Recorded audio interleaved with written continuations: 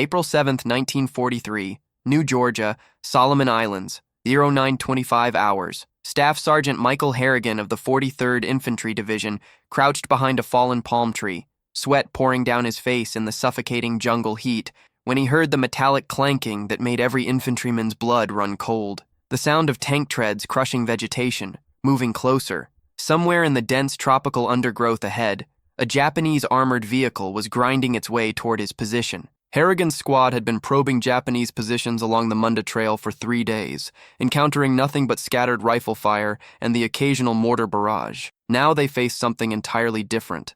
The men of 2nd Platoon froze, listening to the approaching mechanical beast, their rifles suddenly feeling inadequate against steel and cannon fire. Private First Class Danny O'Sullivan, a kid from Boston who still had acne scars on his cheeks, looked at Harrigan with wide eyes that asked the question every man was thinking. What do we do against a tank? Harrigan keyed his radio, his voice steady despite the adrenaline flooding his system. Actual, this is Baker 2.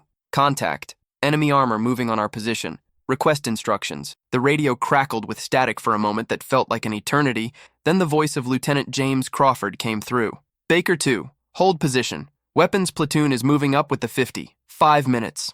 Harrigan acknowledged and passed the word to his squad. 5 minutes. They had to survive 5 minutes against Japanese armor with nothing but M1 Garands and a couple of bars. Then the vegetation parted, and the tank emerged into view. What rolled into the small clearing was unlike anything the American GIs had expected.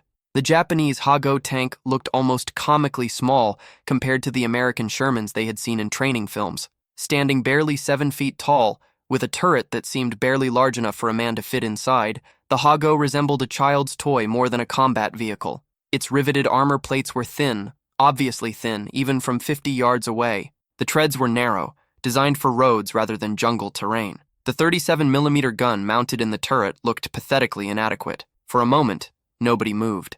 The Ha-Go sat there, engine idling, its commander apparently scanning the jungle for targets. Then Private O'Sullivan started laughing. It was quiet at first, a nervous chuckle that broke the tension, but it spread through the squad like a contagion. These men had been terrified of Japanese armor, imagining steel monsters that could shrug off American fire. What they saw instead was a tin can on tracks. Harrigan found himself grinning despite the danger. This was what the Imperial Japanese Army considered a tank. This was the weapon that was supposed to terrorize American infantry. It looked like something you could punch a hole through with a good right hook. The Hago's engine revved, and it began moving forward again, apparently unaware of the American squad hidden in the tree line. Harrigan could see 2 Japanese crewmen through the open hatches, their faces grim with concentration as they navigated the difficult terrain. The sound of heavier equipment approaching from behind announced the arrival of Sergeant William McBride and his weapons squad, carrying the heavy 50 caliber M2 Browning machine gun that the U.S. Army in the Pacific had come to rely on for everything from air defense to bunker busting. McBride took one look at the Japanese Hago tank and grinned like a wolf spotting wounded prey. "Set it up," he ordered his crew, pointing to a slight rise that offered a perfect firing position. The 50 caliber machine gun, weighing over 80 pounds with its tripod, was manhandled into position with practiced efficiency. The weapon represented American industrial might in its purest form. Each round was over 4 inches long, capable of penetrating light armor, disabling vehicles, and destroying fortified positions at ranges exceeding a mile.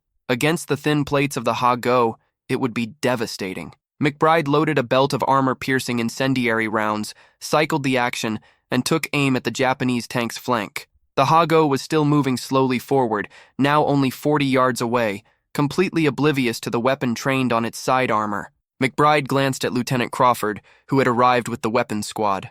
Crawford nodded, lighted up. The 50 caliber opened fire with a sound like the sky tearing apart. The massive rounds hammered into the Ha-Go's side armor with visible impact flashes. What happened next stunned every man watching. The armor-piercing rounds did not just penetrate the Ha-Go's thin plates, they went completely through, in one side and out the other. The American GIs could see daylight through the holes punched in the Japanese tank. McBride walked his fire along the Ha-Go's hull, the heavy machine gun rounds punching through the armor as easily as a knife through paper. Sparks and fragments erupted from each impact point. The Ha-Go lurched to a stop, black smoke beginning to pour from the engine compartment. One of the Japanese crewmen tried to bail out through the turret hatch. A burst from the 50 caliber caught him before he could clear the opening. The Ha-Go sat burning in the clearing, its thin armor riddled with holes, a perfect demonstration of how catastrophically outmatched Japanese armor was against American firepower. If this kind of forgotten history makes your heart race like the battlefield itself, subscribe now and join us in reviving the war stories the world tried to forget. The story of the Ha-Go tank and its complete inadequacy against American weapons is not just a footnote in World War II Pacific theater history. It is a perfect encapsulation of the fundamental mismatch between Japanese and American military doctrine, industrial capacity, and understanding of modern mechanized warfare. To understand how Japan came to field tanks that could be destroyed by heavy machine gun fire, you have to go back to the 1930s, when the Imperial Japanese Army was designing armor for a completely different kind of war. The Type 95 Ha-Go light tank entered service in 1935, designed specifically for operations in Manchuria and China against opponents who possessed minimal anti-tank capabilities. Chinese nationalist forces in the Second Sino-Japanese War had few dedicated anti-tank weapons, limited artillery, and almost no armor of their own. Against these opponents, the Ha-Go was adequate. Its 37mm gun could destroy fortifications and suppress infantry. Its thin armor, rarely exceeding 12mm thickness, was sufficient to stop rifle fire and shell fragments.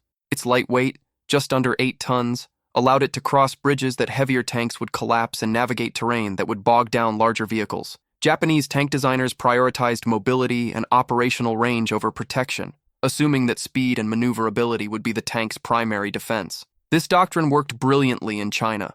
Ha-Go tanks spearheaded Japanese advances, terrorizing infantry formations that had no effective countermeasures. Japanese tankers developed a sense of invincibility, believing their armor made them unstoppable on the battlefield. This confidence was not entirely misplaced given their experiences. The problem was that Japan WW2 weapons development proceeded in isolation, without understanding how rapidly Western military technology was advancing. When the Pacific War erupted in December 1941, Japanese armor doctrine remained frozen in the tactics that had succeeded in China. The Ha-Go was still considered a frontline combat vehicle, capable of engaging enemy tanks and supporting infantry assaults. This belief would prove catastrophically wrong. American forces in the Pacific were equipped with weapons designed to fight Germany, a nation that fielded some of the most heavily armored vehicles in the world. The .50 caliber machine gun, standard equipment in American infantry battalions, had been developed partially as an anti-tank weapon against light armor. Its armor-piercing rounds could penetrate 20 millimeters of steel at several hundred yards.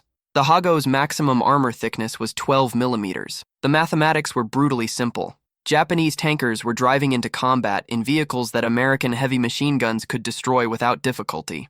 The first major engagement between American forces and Ha-Go tanks occurred during the Guadalcanal campaign in 1942. A company of Japanese tanks attempted to assault American positions along the Tenarú River. The attack was annihilated. American 37mm anti-tank guns, M1 Garand rifle grenades, and .50 caliber machine guns destroyed every Japanese tank that advanced. Survivors reported that Ha-Go crews were shocked when their armor failed to stop American fire. Many tankers died still inside their vehicles, unable to comprehend how their protective steel shells had become death traps. Japanese command attributed the disaster to poor tactics rather than fundamental design flaws. They ordered more aggressive assaults. More Japanese tankers died in burning Ha-Go hulks. Inside Ha-Go number 17 on that morning of April 7, 1943, Corporal Takeshi Yamamoto sat in the driver's position, his hands gripping the control levers, his eyes straining to see through the narrow vision slit that provided his only view of the world outside. The interior of the Ha-Go was cramped beyond belief. 3 men shared a space barely larger than a closet: Yamamoto in the driver's compartment at the front, Sergeant Akira Tanaka in the turret above and behind, operating the 37mm gun and the coaxial machine gun, Private Kenji Sato in the hull, loading ammunition and operating the bow machine gun. The temperature inside the tank exceeded 110 degrees Fahrenheit. Sweat soaked their uniforms. The air reeked of gasoline fumes, oil, and hot metal. Communication between crew members was nearly impossible over the roar of the diesel engine. Yamamoto navigated by instinct and brief glimpses through his vision slit, trying to avoid trees and ravines that could immobilize the tank. Sergeant Tanaka had ordered an advance towards suspected American positions, believing their armor would protect them from enemy fire. Yamamoto was not so confident. He had seen what American weapons could do during the fighting on Guadalcanal. He had watched Ha-Go tanks burn like torches after being hit by enemy fire. The thin armor that surrounded him felt more like a trap than protection. But orders were orders. Disobedience meant death by execution. Advancing into American fire meant death by combat. He chose combat. The first indication that something was wrong came when Yamamoto heard a strange pinging sound against the hull, like hail striking a metal roof. Then the world exploded. The 50 caliber rounds punched through the Hago's side armor with shocking ease, the armor-piercing projectiles creating fountains of sparks and metal fragments inside the crew compartment. Yamamoto felt something hot tear through his left shoulder. He screamed, letting go of the controls. The Hago lurched to a stop. Behind him, he heard Sergeant Tanaka crying out, then a wet gurgling sound that meant death. Private Sato was shouting something incomprehensible. The interior of the tank filled with smoke and the smell of blood. More rounds hammered into the hull. Yamamoto could see holes appearing in the armor plates, daylight streaming through gaps that should not exist. American 50 caliber machine gun fire was going completely through his tank. The armor was useless. He tried to reach the escape hatch, his wounded shoulder making every movement agony. The tank was filling with smoke. He could hear flames crackling. The ammunition. If the stored shells cooked off, the explosion would vaporize everyone inside. Yamamoto threw his weight against the driver's hatch, forcing it open against the damaged frame. He pulled himself through the opening, emerging into bright sunlight and a storm of gunfire. He made it 3 steps before an American bullet found him. He fell, his face pressing into the jungle soil, his blood soaking into the earth of an island whose name he had never learned. His last thought was of his wife in Osaka, who would receive a letter saying he died honorably for the emperor. The letter would not mention that he died in a tank so poorly designed that enemy machine guns destroyed it like paper. Lieutenant Crawford approached the burning Hago cautiously, his Thompson submachine gun ready, watching for any sign of surviving Japanese crew. The tank was a wreck. Dozens of holes perforated the hull and turret. Smoke poured from every opening. Small arms ammunition inside was cooking off, creating a popping sound like firecrackers. Crawford walked around the vehicle, examining it with the clinical interest of a professional soldier trying to understand enemy capabilities. What he saw disturbed him despite the easy victory. The Hago's construction was remarkably crude. The armor plates were thin, held together with rivets that had sheared off under impact, creating deadly projectiles inside the crew compartment. The welds were poor quality. The whole vehicle looked like it had been assembled in a hurry by inexperienced workers. Crawford had seen captured German equipment. Panzer tanks were masterpieces of engineering, with sophisticated armor layouts, quality construction, and powerful guns. This Japanese tank was a generation behind. It belonged to an earlier era of warfare, before armor-piercing ammunition and modern anti-tank weapons made thin steel obsolete. Crawford's radio man, Corporal James Mitchell, came up beside him. "Sir, regiment wants a full report on the enemy armor. Characteristics, armament, vulnerabilities." Crawford almost laughed. Vulnerabilities. The whole damn thing is a vulnerability. "Tell regiment the Japanese light tank can be penetrated by 50 caliber API at combat ranges. Recommend aggressive engagement. These things are death traps for their crews." Mitchell scribbled notes, then looked at the burning Hago. "Sir, why would they build tanks this weak? They have to know we have better firepower." Crawford shook his head. Maybe they don't, or maybe they can't build anything better. Either way, it's going to cost them. Crawford's assessment was more accurate than he knew. By 1943, Japan's industrial capacity was already straining under the demands of fighting a multi-front war across Asia and the Pacific. Steel production was limited.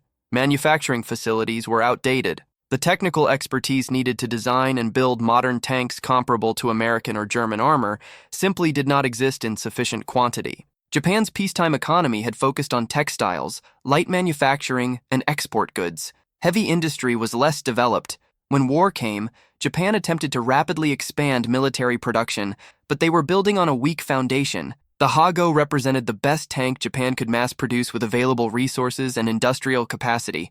Designing a better tank was possible. Building it in large numbers was not. Japanese engineers were aware of the Hago armor weakness and had developed newer designs like the Type 97 Chiha medium tank and the Type 3 Chi-Nu, which featured thicker armor and more powerful guns. But production numbers for these improved vehicles remained tiny. Japan built approximately 2,300 Hago tanks during the war. They built only about 170 Chi-Nu tanks, and most of those never left the home islands because Japan was saving them to fight the expected American invasion. The result was that Japanese forces in the Pacific War continued to rely on obsolete armor that was hopelessly outmatched by American weapons. Tank versus infantry combat in the Pacific became a turkey shoot, where American GIs quickly learned that Japanese armor was not a serious threat if engaged properly. The tactical lessons learned from encounters with Ha-Go tanks spread rapidly through American units fighting in the Pacific theater. Intelligence reports circulated describing the tank's specifications and vulnerabilities. Training bulletins explained optimal engagement techniques. By mid-1943, American infantry no longer feared Japanese armor. They hunted it. The psychological impact on Japanese forces was severe. Tankers knew their vehicles offered minimal protection. Crews volunteered for tank duty with the understanding that survival was unlikely. Japanese tank tactics became increasingly desperate and suicidal. Unable to stand and fight against American firepower, Ha-Go tanks resorted to banzai charges, attempting to close with American positions at maximum speed, hoping to overrun defensive positions before being destroyed. These charges rarely succeeded. American forces simply saturated the approach routes with anti-tank fire. Bazookas, rifle grenades, 50 caliber machine guns, 37mm anti-tank guns, and even flamethrowers engaged Japanese armor at range. Ha-Go tanks were destroyed before they could bring their weapons to bear. The few that survived long enough to reach American lines found that even their 37mm guns struggled to penetrate American fighting positions, while American infantry could destroy the Ha-Go from multiple angles simultaneously. It was not combat, it was execution. On New Georgia, the destruction of that first Ha-Go tank on April 7th marked the beginning of a 3-day period during which American forces encountered and destroyed 17 Japanese tanks. Every engagement followed the same pattern. Japanese armor would advance. American heavy weapons would engage. The Ha-Go tanks would be penetrated and destroyed within minutes. Japanese tankers died without inflicting significant casualties on American forces. By April 10th, the Japanese had no operational armor left on New Georgia. The island's tank company had been annihilated. The loss report sent to Japanese headquarters in Rabaul was blunt. American firepower exceeds all estimates. Type 95 tanks cannot survive engagement. Armor ineffective against enemy weapons. Request reinforcement with heavier types. The response was equally blunt. No reinforcements available. Make do with existing equipment. This exchange summarized Japan's strategic dilemma. They knew their equipment was inadequate. They knew American forces possessed overwhelming material superiority. They simply lacked the industrial capacity to close the gap. Japan's factories were producing weapons designed for the war they had planned to fight, not the war they were actually fighting. Retooling production lines, redesigning vehicles, and manufacturing new models would take years, and resources Japan did not have. American industrial dominance meant that even when Japan recognized problems and attempted solutions, they could not implement changes fast enough to matter. If you were under fire facing a tank like this with only a 50 caliber, would you stand your ground? Comment: I would try. The human dimension of the Ha-Go story extends beyond simple statistics about armor thickness and penetration values. Every destroyed tank contained men who believed they were serving their country, following orders, doing their duty. Japanese tankers were not stupid or cowardly. They knew their vehicles were inadequate. They climbed into those steel coffins anyway, because their military culture demanded absolute obedience and willingness to die for the emperor. To refuse tank duty meant disgrace and execution.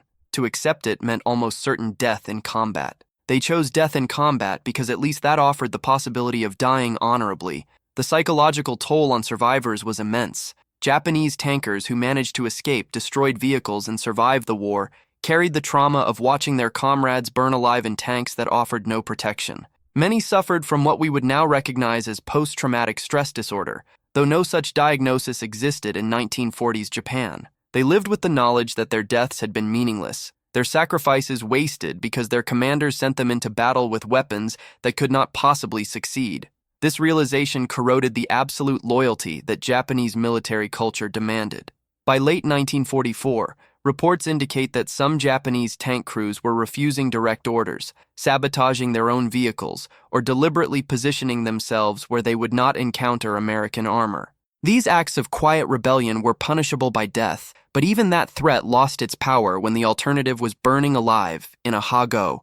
The contrast between American and Japanese experiences with armored warfare in the Pacific illuminates the fundamental differences between the two military systems. American tankers in the Pacific, primarily operating M4 Sherman medium tanks, faced limited opposition from Japanese armor and came to view their vehicles as nearly invulnerable. When Shermans did encounter Hago tanks, the result was predictably one-sided. The Sherman's 75mm gun could destroy a Hago from over a mile away. The Hago's 37mm gun could barely scratch a Sherman's frontal armor at point-blank range. American tank crews developed such confidence that they became almost cavalier about engaging Japanese positions, knowing their armor provided genuine protection against most Japanese weapons. This confidence extended to the infantry. American GIs in the Pacific knew that if Japanese armor appeared, American tanks would handle it. If American tanks were not available, heavy machine guns would suffice. The fear of enemy armor that dominated infantry thinking in the European theater never materialized in the Pacific. Japanese tanks were jokes, targets, opportunities to test American firepower rather than threats to be feared. This psychological advantage cannot be overstated. Soldiers who believe their weapons are superior fight with greater aggression and confidence. Soldiers who know their equipment is inadequate fight with desperation and fear. The disparity in armored vehicle quality created a morale gap that compounded Japan's material disadvantages. The technical specifications of the Hago reveal just how fundamentally inadequate the design was for modern warfare. The tank weighed 7.4 tons, making it one of the lightest armored vehicles deployed by any major power during World War II. Its Mitsubishi air-cooled diesel engine produced 120 horsepower, giving it a theoretical top speed of 28 miles per hour on roads, though jungle terrain reduced this to a crawl. The armor ranged from 6mm on the thinnest portions to a maximum of 12mm on the front glacis. For comparison, the American M4 Sherman had frontal armor of 76mm and the German Panzer IV had 80mm. The Hago's main armament was a Type 94 37mm gun with a muzzle velocity of 2,300 feet per second, capable of penetrating about 35mm of armor at close range under ideal conditions. This was sufficient against Chinese forces in the 1930s, but completely inadequate against American armor. The tank carried approximately 100 rounds of 37mm ammunition and 3,000 rounds for its two Type 97 7.7mm machine guns. Crew comfort was non-existent. 3 men operated in a space measuring approximately 14 feet long, 6 feet wide, and 7 feet tall at its highest point. Most of that space was occupied by the engine, transmission, fuel tanks, ammunition storage, and mechanical components. The actual crew space was claustrophobic. Vision was limited to narrow slits and small periscopes. Ventilation was minimal. Operating the Hago in tropical heat was torture, even before considering combat stress. The fuel system of the Hago represented another critical vulnerability that American forces learned to exploit. The tank carried 110 liters of diesel fuel in tanks mounted on the sides of the hull, with minimal armor protection.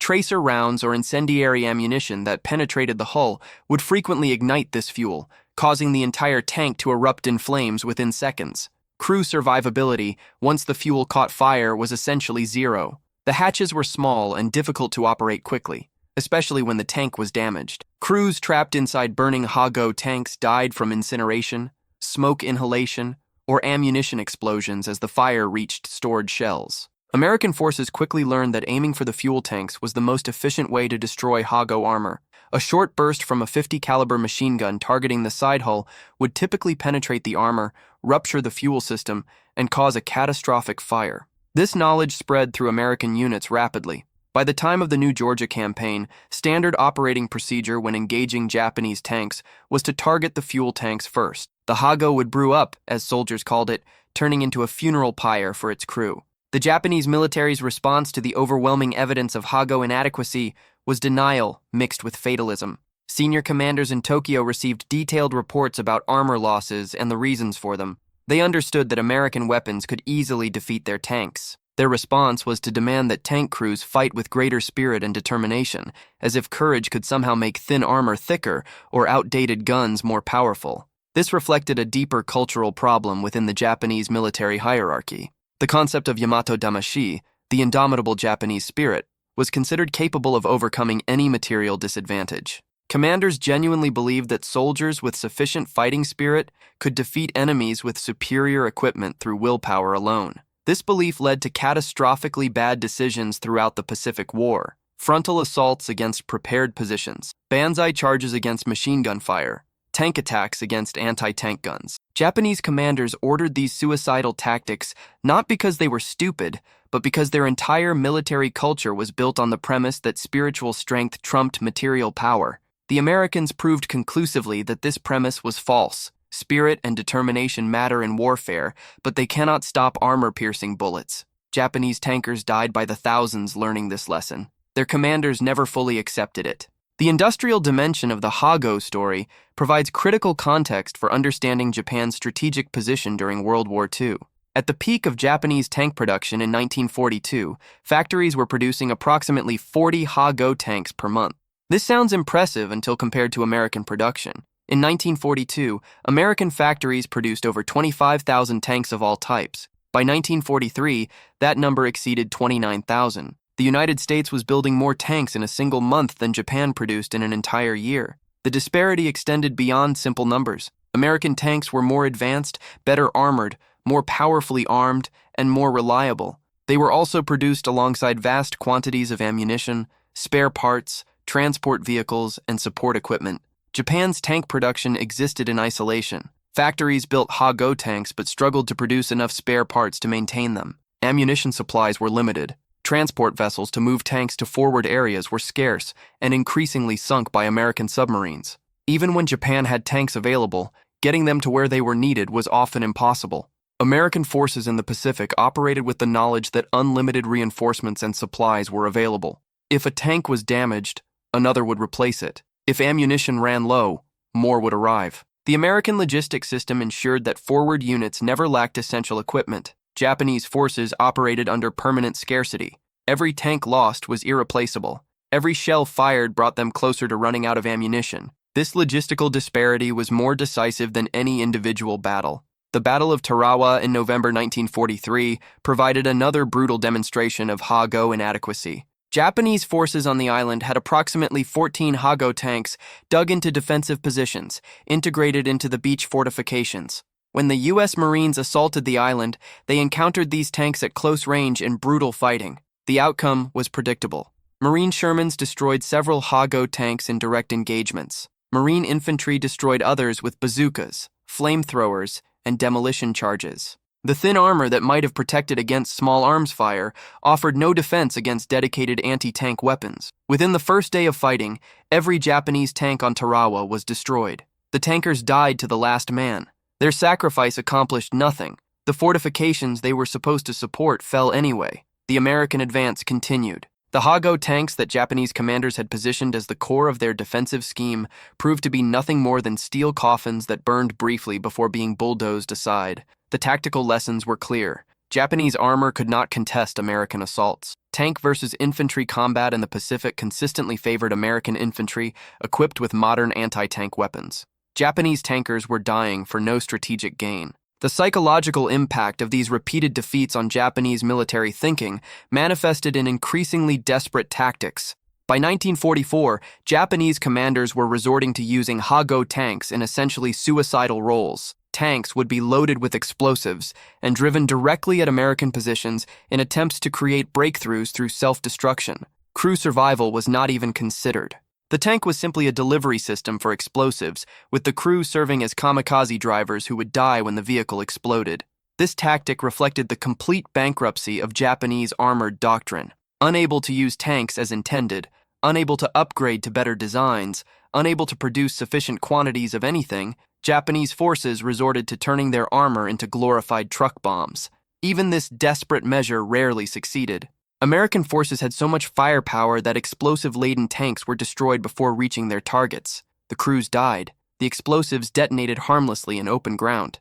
The tactic failed, but Japanese commanders continued ordering it because they had no alternatives. The Home Islands Defense Plan, developed by Japan in 1945, called for holding back the best and newest tanks for the expected American invasion. This meant that several hundred Type 3 Chinu medium tanks, the most capable armor Japan produced during the war, never saw combat. They remained in storage depots on Honshu and Kyushu, waiting for an invasion that never came. Meanwhile, Japanese forces throughout the Pacific continued fighting with obsolete Ha-Go tanks that could not effectively engage American armor. This decision reflects the strategic paralysis that gripped Japanese military planning in the final years of the war.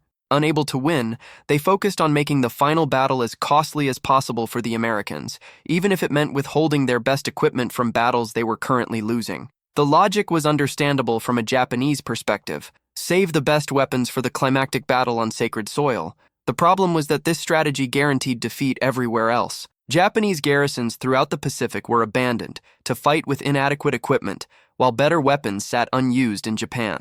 The Ha-Go tanks that American forces continued to encounter and destroy in 1944 and 1945 could have been replaced with more capable vehicles if Japan had been willing to commit its reserve armor. They were not willing. The reserves remained in Japan. The Ha-Go tanks continued to burn in the Pacific. The final major engagement involving Ha-Go tanks occurred on Okinawa in April 1945. Japanese forces on the island had approximately 30 tanks, mostly Ha-Go light tanks with a few Type 97 Chiha medium tanks. On the night of May 24th, Japanese commanders ordered a large-scale counterattack involving armor, infantry, and artillery. The goal was to break through American lines and disrupt the invasion. The Ha-Go tanks advanced under cover of darkness, attempting to use limited visibility to close with American positions before being engaged. The attack failed catastrophically. American forces had extensive night fighting equipment, including infrared searchlights and radar-guided artillery. The Japanese armor was detected immediately. American tanks, anti-tank guns, and bazookas engaged at close range. Within 2 hours, every Japanese tank in the attack had been destroyed. The Ha-Go armor, already obsolete in daylight, was completely helpless in night combat against technologically superior American forces. Surviving Japanese tankers reported that American fire was so accurate and devastating that they could not even see their targets before being hit. The engagement represented the final bankruptcy of Japanese armored warfare doctrine. They had learned nothing, adapted nothing, improved nothing. They were still sending obsolete tanks into futile attacks against an enemy that had total fire superiority. The crews died. The attack failed. The pattern repeated until there were no more tanks and no more crews. The human cost of the Ha-Go program cannot be measured solely in destroyed vehicles. Thousands of Japanese tankers died in those thin-walled steel boxes, many of them young men conscripted into service with minimal training, sent into battle in vehicles that their own officers knew were death traps. The psychological trauma inflicted on survivors has been largely forgotten in historical accounts that focus on strategic outcomes rather than individual suffering. But the men who escaped burning Ha-Go tanks carried those memories for life. Some committed suicide years after the war ended, unable to live with the survivors' guilt of having escaped when their crewmates burned. Others suffered from nightmares, alcoholism, and mental illness that 1940s medicine could not treat. The cultural expectation in Japan was that these men should feel honored to have served, grateful to have survived, proud of their sacrifice. The reality was that many felt betrayed by a military system that sent them to die in weapons that could not protect them. This dissonance between cultural expectation and lived reality created psychological wounds that never healed. The American perspective on these engagements evolved from initial surprise and amusement at the weakness of Japanese armor to a kind of grim professionalism. By late 1943, American forces no longer found it funny when they destroyed Ha-Go tanks. They recognized that the men inside those vehicles were as brave as any soldiers, doing impossible jobs with inadequate equipment. The laughter that characterized early encounters faded into respectful efficiency. American tankers and infantry would destroy Japanese armor quickly and move on, understanding that what they were doing was necessary but not glorious. This maturity and attitude reflected the broader evolution of American forces in the Pacific, from inexperienced troops fighting their first battles to hardened veterans who understood the brutal realities of combat. The forgotten WW2 stories of individual encounters between American weapons and Japanese Ha-Go tanks number in the hundreds. Each one followed the same tragic arc: Japanese armor advancing with determination, American firepower responding with overwhelming force. The Ha-Go destroyed in minutes or seconds, the crew dead or dying, the American forces moving forward. Repeat. The strategic implications of Japanese armor inadequacy extended far beyond individual battles. The inability to effectively contest American mechanized advances meant that Japanese defensive positions, no matter how well fortified, could be reduced by coordinated armor and infantry assaults. American forces developed tactics that maximized their material advantages. Tanks would engage bunkers and fortified positions with direct fire, while infantry advanced under the covering fire. Japanese positions designed to resist infantry assaults crumbled under sustained tank attack. The Hago tanks that were supposed to provide mobile firepower in defense were destroyed before they could influence battles. This tactical advantage at the small unit level accumulated into operational and strategic advantages. American offensives in the Pacific proceeded faster and with fewer casualties than they would have if Japanese armor had been effective. The weakness of Japanese tanks saved American lives. It shortened battles. It accelerated the Allied advance across the Pacific.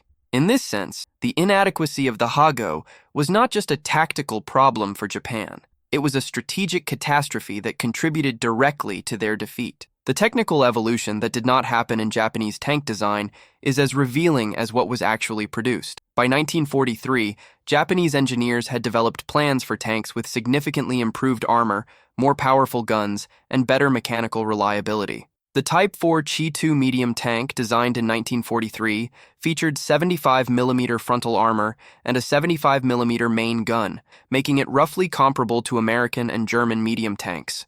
On paper, it was a capable design that could have contested American armor on more equal terms. In reality, only 2 prototypes were built. The industrial capacity and raw materials needed for mass production simply did not exist. Japan's steel production in 1943 was approximately 10 million tons. American steel production the same year exceeded 88 million tons. Germany produced 34 million tons. Japan was trying to fight a mechanized war against opponents who had vastly greater industrial bases. The Hago remained in production not because Japanese engineers thought it was adequate, but because it was all Japanese factories could produce in meaningful numbers. The industrial mathematics of World War II doomed Japan long before the atomic bombs fell. The Hago tank, with its thin armor and obsolete design, symbolized this fundamental mismatch in economic and industrial power. The lasting legacy of the Hago in military history is as a cautionary tale about the dangers of fighting wars with outdated doctrine and inadequate equipment.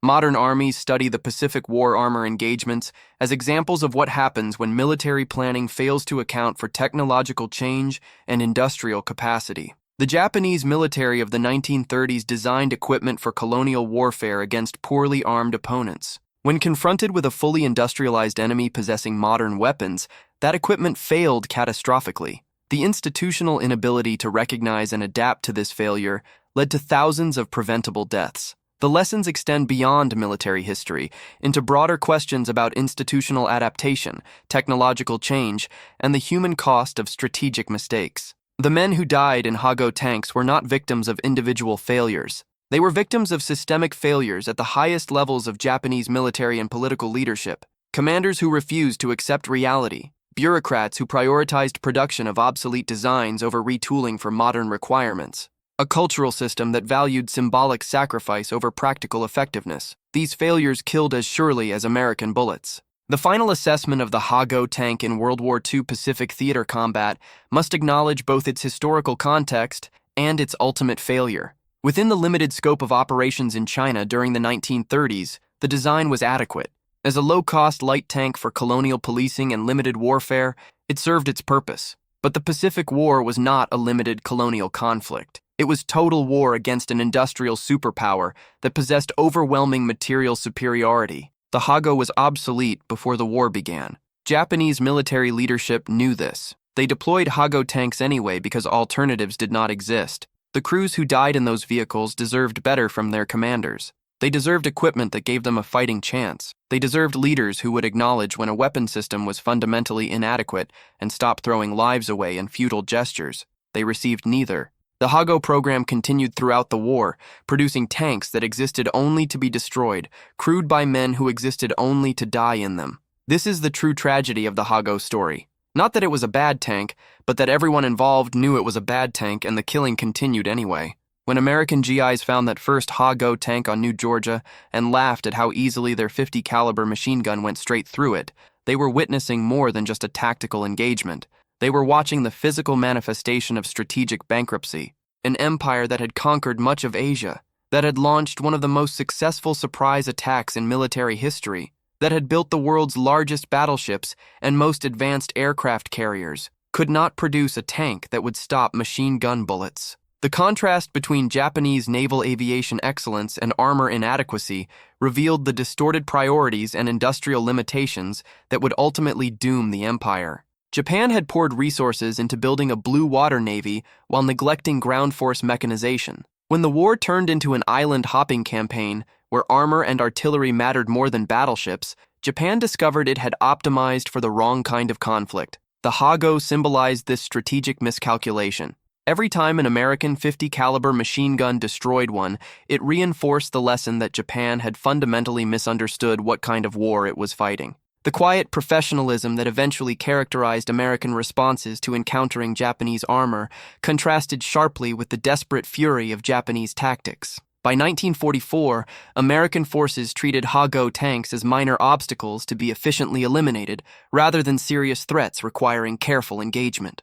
Standard procedure was to call for the nearest .50 caliber, engage from a safe distance, destroy the tank, and continue the advance. The entire engagement might last less than 5 minutes. For Japanese crews, those 5 minutes were a terrifying eternity of incoming fire, penetrating armor, fragmenting steel, and burning fuel. The asymmetry in experience mirrored the asymmetry in capability. American forces fought with confidence born from material superiority. Japanese forces fought with desperation, born from the knowledge that they were inadequate and doomed.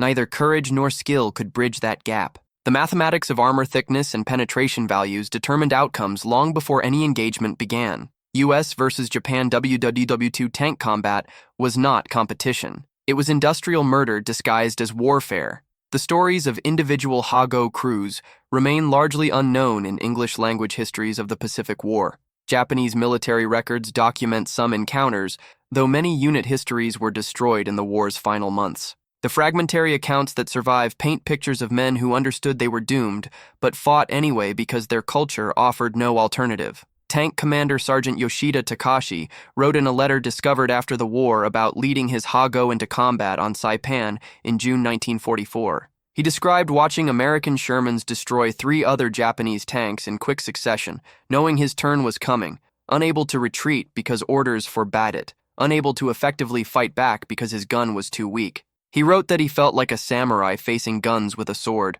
Honorable, perhaps, but futile. His Hago was destroyed the next day. He died with his crew. The letter reached his family months after the war ended. They burned it rather than keep a document that revealed his doubts about the wisdom of his sacrifice. This erasure of uncomfortable truths has characterized much of Japan's cultural memory of the Pacific War.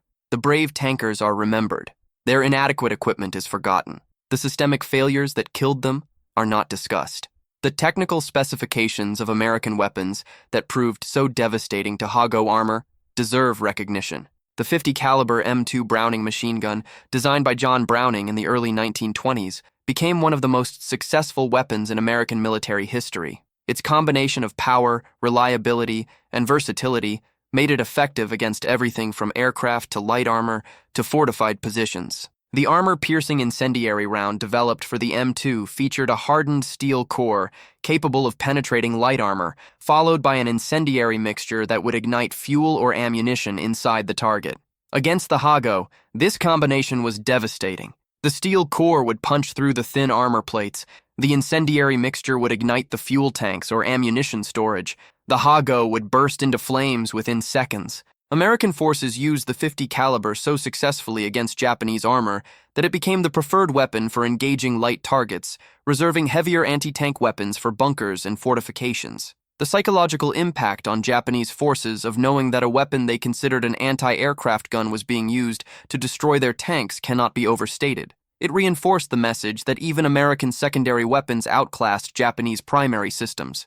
The industrial achievement represented by American weapons production deserves emphasis when discussing the Hago story. The United States produced over 100,000 M2 Browning machine guns during World War II, not including aircraft-mounted versions, just ground weapons. Japanese industry struggled to produce 2,300 Hago tanks over the same period. The disparity in production volume meant that even if Japanese tanks had been qualitatively superior, which they were not, they would still have been overwhelmed by sheer numbers of American weapons. But quality was not equal. American weapons were better designed, better manufactured, more reliable, and more effective. The combination of superior quality and vastly greater quantity created an insurmountable advantage. Japanese forces faced enemies who had more guns that worked better and had more ammunition for those guns that worked better. The Pacific War outcome was determined by these industrial realities long before tactical or strategic considerations entered the equation.